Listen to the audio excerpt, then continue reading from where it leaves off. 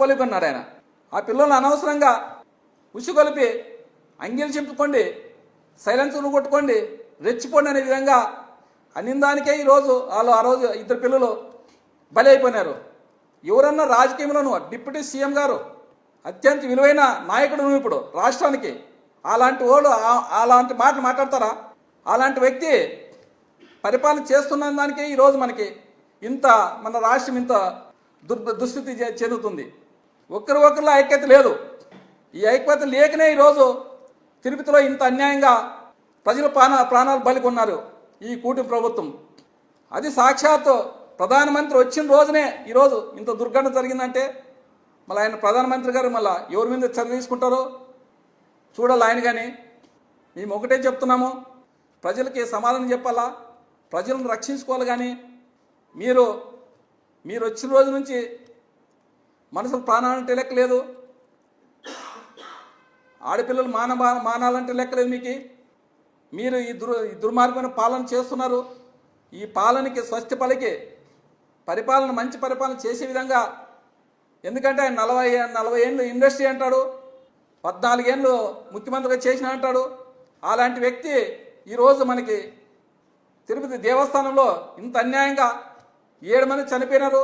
దాదాపుగా ఇంకా 45-50 మంది దాకా హాస్పిటల్లోన చికిత్స పొందుతున్నారు.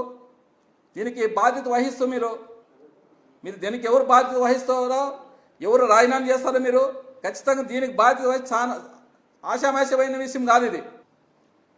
తిరుపతి దేవస్థానంలో 7 మంది చరిత్రలో లేదు. ఇదే ఫస్ట్ టైం మీ పరిపాలనలోనే 7 మంది చనిపోయిన చరిత్ర ఏముందంటే ఈరోజు మీ కూటమి పరిపాలనలోనే. మళ్ళీ అంతా సనాతన ధర్మం పాటించే వాళ్ళే బీజేపీ వాళ్ళు. కానీ మళ్ళీ ఎక్కడ పోయినారో నేను చెప్తున్నాను. ఎందుకంటే మాది హిందూ ధర్మం అంటారు. ఎక్కడ పోయింది మీ హిందూ ధర్మం? ఏమైంది మీ హిందూ ధర్మం? పాలక మండలి ఏం చేస్తుంది? టీటీడీ వాళ్ళంతా ఏం చేస్తున్నారు? వ్యవస్థ అంతా ఏం చేస్తున్నారు? ఎక్కడ పోయినారు? మీరేదో కొత్తగా వచ్చిందా ఏకాదశి, వైకుంఠ ఏకాదశి? ఎన్నో వందల సంవత్సరాల కింద నుంచి వైకుంఠ ఏకాదశి నడుస్తుంది. ఈరోజు కొత్త కాదు, ఈరోజు కొత్త పరిపాలన రాలేదు మీరు కాదు. అలాంటిది ఈరోజు మీరు ఇంత దుర్మార్గమైన పాలన చేస్తున్నారు కాబట్టి, చిత్తశుద్ధి లేని పాలన చేస్తున్నారు కాబట్టి ఈరోజు వైకుంఠ వాసులు కానీ ఈరోజు మీ మీద ఆగ్రహించినాడని చెప్తున్నాం మేము. ఎందుకంటే మీరు సరిగ్గా పరిపాలన లేదు, మీది చిత్తశుద్ధమైన పరిపాలన లేదు మీది. అలాంటి పరిపాలన చేస్తున్నారు కాబట్టి ఆయన కానీ కన్ను దర్శనం ఈరోజు మీ మీద. ఇలాంటి జరగకోకుండా మీరు ముందుకు ఇంకా మీరు చర్యలు తీసుకొని సక్రమైన పరిపాలన చేయాలని మిమ్మల్ని కోరుకుంటున్నాము. అదేవిధంగా దీనికి మాత్రం ఎవరు బాధ్యత వహిస్తారో బిఆర్ నాయుడు ఏమంటారు, చేతులెత్తి అసలు జరిగిందంటారు. ఏమిది అది? టీటీ చైర్మన్ అంటే ఏమి? అన్నీ సక్రమంగా చూసుకోవాలి. అక్కడ గాలి కొదేసి కానీ అక్కడ నుంచి టీటీడీ చైర్మన్ ఏంటి? అది నీ సొలాబుల కోసమేనా అక్కడ టీటీడీ చైర్మన్ ఏంటి? అది నువ్వా? ఇలాంటి వ్యక్తిని మీరు ఎట్లా ఏ విధంగా మీరు టీటీడీ చైర్మన్కి పెట్టారు మీరు కూటమి ప్రభుత్వం?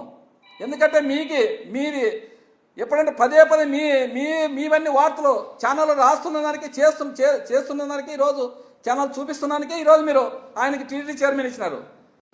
అక్కడ టీటీడీ చైర్మన్ ఎంతో భక్తి శ్రద్ధలతో ఉండాలి ఆయన. అలాంటిది ఆయనకి టీవీ పిచ్చి, రాజకీయ పిచ్చి ఆయనకి.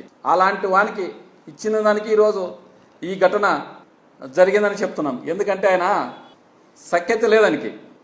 అక్కడ ఆయన బోర్డులో చైర్మన్ పెట్టిన రోజు నుంచి ఏదో వివాదంలోనే చెప్తున్నారు. కానీ పరిపాలన సరిగ్గా టీడీ చైర్మన్గా పరిపాలన సరిగ్గా అక్కడ చేయట్లేదు. మేము ఒకటే అడుగుతున్నాము, భక్తులు ఎంతో భక్తి శ్రద్ధలతో అక్కడికి వస్తారు. అలాంటిది వీరు అక్కడ రాజకీయం చేసుకుంటూ ఉండి ఈ కూటమి ప్రభుత్వం వచ్చినప్పటి నుంచి తిరుపతి దేవస్థానం మీద ఏదో ఒకటి వివాదం లేపుతున్నారు. ఎందుకంటే భక్తులు మనోభావాలను దెబ్బతింటున్నాయి. ఎందుకంటే ప్రపంచ దేశంలోనే ప్రసిద్ధిగాంచిన తిరుపతి దేవస్థానం అంటే ప్రపంచ దేశాల్లోనే ఒక దేవస్థానం ఇది. అలాంటి దగ్గర వివాదమైన మాటలు మాట్లాడుతూ అక్కడ రోజుకోటి మాట్లాడుతుంటూ ఏదో ఒకటి తిరుపతి దేవస్థానం అక్కడే అపవిత్రం చేసుకుంటూ ఉన్నారు ఈరోజు వీళ్ళు పరిపాలన కూటమి ప్రభుత్వం వచ్చినప్పుడు. వీళ్ళకి ఎందుకంటే భయము భక్తి లేదు, మనసులంటే విలువ లేదు, భక్తి లేదు, భావం లేదు వీళ్ళకి. ఓన్లీ వాళ్ళు ప్రచారం పిచ్చి తప్ప వేరే ఆలోచన లేదు వాళ్ళకి. అలాంటి వారిని ఈరోజు మనకి దేవస్థానం దగ్గర, ఇంత పవిత్రమైన దేవాలయం దగ్గర ఇంత అపవిత్రం జరిగిందంటే అసలు చరిత్రలోనే ఈ సంఘటన ఎప్పుడు జరగలేదు.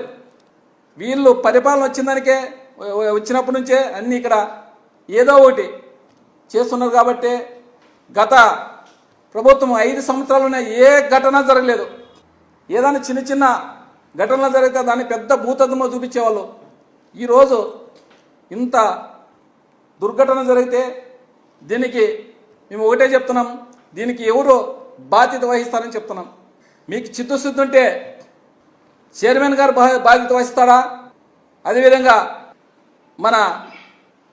మన రాష్ట్ర ముఖ్యమంత్రి చంద్రబాబు నాయుడు గారు దీనికి బాధ్యత వహిస్తారా? అదేవిధంగా మన పవన్ కళ్యాణ్ గారు, ఆయన సనాతన ధర్మం అంటాడు. ఎక్కడుందో ఆయన సనాతన ధర్మం? మెట్లు బొట్లు పెట్టుకుంటూ పోయినాడు ఆయన. ఏదో ఎవరి మీదో అంటే గత ప్రభుత్వం, వైసీపీ ప్రభుత్వం మీద ఏదో దెబ్బతీయాలనే విధంగా మొన్ననే చూసినాము. అది తిరిగి మళ్ళీ వాళ్ళకే కొట్టుపోయింది. అది ఇక్కడ ఎవరైనా తప్పు చేసింటే కదా అది. వీళ్ళకి ఏం ప్రచారం పిచ్చి తప్ప వేరే పిచ్చి లేదు. మన పోయిన సంవత్సరం మన గోదావరి పుష్కరాల్లోన ఆ రోజు కానీ 27 మంది చనిపోయిన దుర్ఘటన చూసినాం. ఈరోజు ఎప్పుడు వచ్చిన వాళ్ళని టోకన్లు తీసుకుంటే సమస్య లేదు.